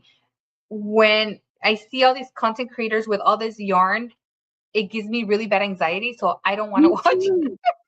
Me I get too. Or anxious, and I'm like, and they're doing. I love what they're doing and stuff, I know but they I love the cannot. haul, but no. And and I mean, it's great if you can afford it, but I'm just saying it's. I'm because I'm not like that, but but I do have the yarn, but it's like, oh no, I can't watch you because all this yarn is distracting me in the background. I I just mean, get like, stressed because I know that to put that stuff away, I don't want my yarn to be in tubs and I don't know what I have. And so I'm trying to really not do that. And I know that some people love to collect yarn. God love them. I just don't want that much stuff in this time in my life. I want less stuff. And so I'd rather buy for what I'm going to make and then be done with it. But I have bought it, and souvenir yarns are very fun when you go someplace new and you buy something you've never seen before. I get it, but it's like you end up with a whole bunch of one skeins, and then you don't have anything to put with it. And it's a real challenge to make something out of one skein. I know there are a lot of one skein projects, but they're not my projects. yes. And one of the things that I was talking to my husband about, like, because he says you have all this yarn, and you need to find a corner, and so I talked to one of my brothers who's a carpenter to design it, like I don't know, like shelves with covers. How would you call it? Like a oh my God, I can't think. Just like a piece of furniture for me, like an armoire, Mhm, mhm. made out of oak. That he's gonna make it for me. I'm not too big, but so I can store my yarn. I'll I'm tell you like, the best value is called a Billy bookcase from IKEA, and you buy doors for them, and I will cake most of my yarn, and I put and the Billy is not deep. It's not nearly as deep as most bookshelves, so they uh-huh. don't take up so much of your room. Like, I can put them against this thing behind me over here is Billy bookcase. Let's Oh, see, I okay. turn that way. See it? Oh, And they I have see, I see. doors And then you in them. put doors, or maybe he And that can. way Yeah, I think you're you only put it doors. looks So tidy. It looks tidy all the time, and also I put, moth repellent in there. There's, like, a moth killer that I buy in these little, bag like, containers. bubbles. They're bubbles. It's like it actually is a pesticide, but I've seen what happens with moths, and I'm terrified of it, and, I like to put my stuff in a cabinet, and I put a moth trap in all my stuff now because if you find one in there, you could address your problem quickly before it becomes a real problem. Yeah. So And that's when my you're goal for paying storage. so Yeah. much for wool, when you start buying real fiber and, wool fiber and stuff, and you're paying a lot for it, it can devastate you, Yeah. So that's and what I'm that's what I was saying. I'm like, that's not so gonna I do it. had a yeah. I want something like he goes, I'll create something for you, and then you can put your yarn, whatever, your project. And I was like, okay. But the only thing is that I would have to pick it up from Sacramento. So he lives in Sacramento. Yeah, yeah. But he makes really good rustic from natural pieces of wood. Um, anything he can make anything. Lori knows what I'm talking about. She knows, Yeah. like, the moth thing Oh is no, a we had a moth infestation in my pantry that has my spices. So I had to get rid of everything, and we cleaned, and I cleaned, and I have those traps, moth traps everywhere. Yeah, because of that. I Yeah. saw one of the content creators I like, she had a moth infestation, and she buys, all wool, but for the most part, and it took her a long time to be able to have her wool out again, and it scared me, and so after I saw that and after I saw what Lori went through, I was like, "I'm gonna be on top of this right away." At first, it was like, oh, what are these? But it became more of an issue because of my son. He doesn't like bugs, and he became like he was OCD, like, oh, clean, clean, clean, even now. And the moths, Yeah, and then he went down the rabbit hole on the moths, and it can get in your ear, can get lay eggs, and he was like, it was a while. It was so it was my more for grandson him. would lose it if he saw something like that. He for the last week, he's showered in my shower because he saw a spider in the bathroom, and he's a teenager, so, No, you yeah. never So my know. son's the same way right now. I made a cleaning solution from vinegar and what's the soap? Castile soap and I Yeah. forgot what else I put in there. Some witch hazel, so he can spray in his Oh, room because it's not it's environmental safe because I didn't he'll think spray about and witch clean hazel. witch hazel. Is Yeah, witch it, ha okay. Is that like a repellent? it's like a repellent. It's a natural repellent, like kind of like alcohol, kind of. Yeah, I've used it Yeah, before for other things, but yeah, that's yeah. awesome. I didn't even think about witch hazel. I haven't For heard him used that because in ages. yeah, yeah, because it's and then some essential oil. So he has his own basically DIY cleaner spray that See, it's there's only him. Lori talking about it. She's had to deal with that. They lay the eggs, and it's like, you can freezer your yarn and you freeze it and then you take it out and you freeze it again, but that only kills the eggs. And if you got another one laying around, then they do it. I have Because cedar and lavender too, and I've heard mixed reviews on it. Already, it's like some people say it works and some people say it don't. well, But I use the belt and suspenders. I do it all. So just in yeah, case. I have a lavender mixed with sandalwood because I make a lot of natural stuff and soaps and my incense. None. I make my own incense sticks and I burn them, so I don't know if that helps too. There you go. Let's Uh, see, we're getting, like, late here, we're running, yeah. it's taking a while, let me get to these other questions. The other we're at 26. Your favorite content creators at the moment. What do you love at the moment? And by the way, for everyone, we, planned ahead of time, and you can go into the show notes, and I've made links to the shops that we like to buy from, as well as the content creators we like. Yeah, and I put those, but like I put those, and I have Frizzy Bee, and Ellie's Rose, because I like the way they talk and their way, and they're very, I can sit there and watch them and hear them. They're very soothing to me. And the other ones too. But and I was gonna say, I all the content creators that I follow that I'm subscribed to are my favorite because it's it's part of this new community for me, and I love all of them. You know, Yeah. if I'm there in Yeah. the chat, it's because I like them and I'm supporting, and yeah. So Yeah.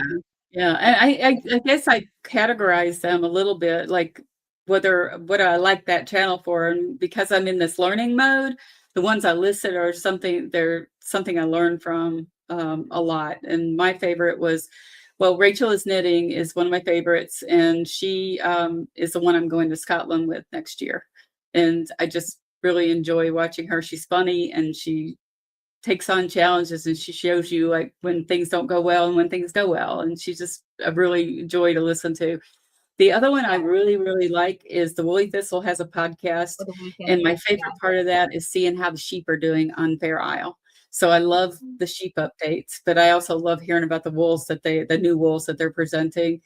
Um, the third one that I like is called Rosemary and Pines, and it's a lady from Germany, and she talks about the things I'm really into right now about the knitting from all around the world. She'll talk about Oh, different styles of knitting from all these different countries and what they're famous for, and I love that. So she's my favorite. yeah, But I like the community stuff too. The community stuff is very fun, and I yeah. find new ones every day that I just love watching. I mean, I was watching other big content creators, um, but I think, like I said, whatever you're into, whatever your mood is at the time, and just listening to them, it's like self-care at the same time. Um, Yeah, yeah. I watch one she's a Scottish lady, lives in the south of France, and her voice is so soothing, and her aesthetic is so pleasing to watch that if I need to unwind, I will listen to her. She's just great. yeah, But there's so many cool creators out there now, and that's why have that whole um imposter syndrome, because I don't know if I could ever like be as interesting as they are. They're just awesome. yeah, they're all awesome, and like I said, it's like we you have to find your little space where you fit in this community. Yeah. Um, I I don't like think, drama. If there's drama, I'm out. And, if there's politics, I'm out. There's just things that this is yeah, what I do to relax and find joy in. And if those things don't do that for me, and I just yeah, exit nicely and go somewhere else. So, it's important, and the other thing is like in other communities on YouTube, there's a saying like your audience makes you or breaks you. So that's as an true, audience especially if you also, do live. Yeah. yeah, and that's where I'm hearing the same thing. They make you or break you, and they can see right through you. This is a thing Yeah. that people forget. You're behind the screen, but the people in the chat, your audience, they know when there's drama. They know. You know what I mean? So Yeah. that's what I Yeah. get from the audiences. They Yeah, make you or break you. I just kinda hang and do my thing, Yeah. and, So that's yeah. I figure I'm 63 years old. I only have, like, at best, probably 20 more years to live. Who knows? You might live to 100, you might not, but I wanna spend that time with the people I love, doing the things I love, and just Mhm. living the best life I can possibly live. Yeah. Same Have a here. visitor I have a agree. visitor over here. Oh, your dog. I know mine. I put her away because she was barking. She'll be all over me and She's just jumping. telling me I didn't feed her. She'll come in, she'll poke me in the ribs and say, Oh yeah, she wants to be You fed. should not feed Oh, me." But anyway, there's our well, 26 most interesting questions, and then, if you decide to do it, I put those tags in there that, and the tag us. lady with it. I'm like, and tag Yeah, us. tag a Just to let knitter, us tag know. a crocheter, and then I'm gonna start doing that and seeing what other people have done, because I think it's really interesting to hear people's, different Ideas. perspectives, and Yes. I think it's really interesting to hear, a crocheter's perspective compared to what I'm doing. And I hope we can do more of these. And I really enjoyed that you wanted to do that. So thank you so much for joining me. And thank you everybody for coming and supporting, and hope you hit the like button and subscribe if you haven't to either channel. And Yeah, I didn't thank you. expect And this I will would be so long. We're almost two yeah, hours. I didn't expect yeah, that, but we like to chat. we like to chat. And hopefully, we'll see you in the YouTube streets. Yes. And thank you for Keep doing coming. what you're doing. Yeah, Yeah, keep keep making it up. stuff, keep putting it up there, share it with people. I love to see what people are making, and Yes. I'm really enjoying making new friends. Sonja and I only live an hour apart, so we gotta do some things together, hopefully, and, Mhm. but, we talk to each other online all the time, so I've made some really, really great friends, and I love them all. Same here. Everybody's Well, very nice. have a Everybody's good weekend, everyone. It okay. feels like Saturday to me. My husband was off work today, so I'm all screwed up on my weekend, but it's gonna be great. It'll be a Yeah. good weekend. Have I'm a gonna great go make weekend, cards everybody. tomorrow. I'm gonna go make cards tomorrow morning with my friends and do Sounds something like out of the house. But yes. have a good weekend, and thanks for joining us. We'll catch you next time. Bye. Bye.